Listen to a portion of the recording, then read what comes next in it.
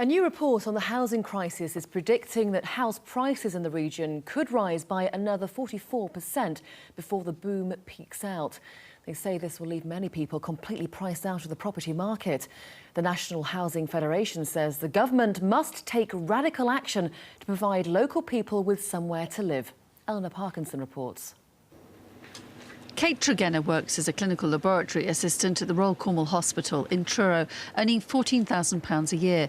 But despite having a steady professional job, she can't afford a mortgage to buy a house.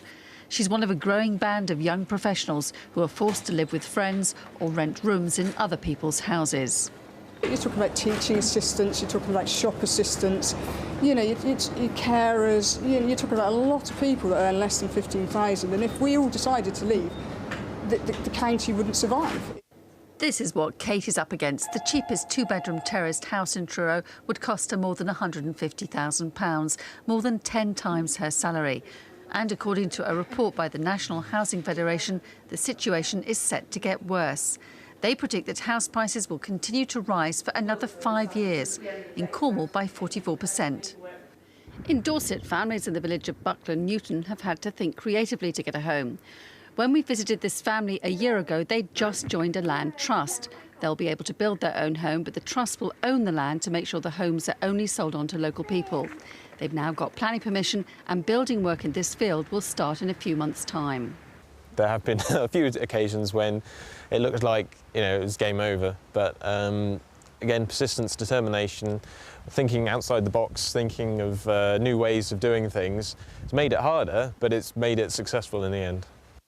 The National Housing Federation say these sorts of schemes are the way forward, but they say the government should now be investing in other schemes to help people like Kate Tregenna find a home of their own. Eleanor Parkinson, BBC Spotlight in Cornwall. Well, earlier I spoke to Derek Cash from the Housing Federation, and I asked him if any homes were truly affordable these days to someone on an ordinary salary. Not in terms of owner occupation. What it means now is that unless parents are bailing children out in terms of subsidising their mortgage, house prices are just way beyond the new households forming across the West Country. And here in the South West, as you say, 1 in every 15 families in the South West is on a waiting list for social housing. Just reading this for your National Housing Federation website. What can people do to help themselves, is your suggestion?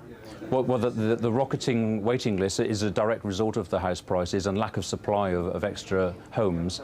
People can support in their communities of more affordable housing being built by supporting planning applications and not just opposing. And we need the politicians of all three parties now who agree that we need more affordable homes to actually do something about it on the ground. When planning applications come forward, to be seen to be supporting them and working with developers and housing associations to make sure that we can provide the homes for our youngsters. But surely this also comes down to local councils. Do you think we should go back to council housing as it used to be? Housing associations are now the delivery vehicle for new social homes, and they work with local authorities. We need more government investment, which has now been promised, but we also need these politicians who will go off to party conference shortly and bang the drum for more affordable homes to actually put words into action in their own backyards. And of course we hear so much in the South West about second homes and holiday homes. How much to blame are they? It's one of the two reasons why the South West suffers particularly.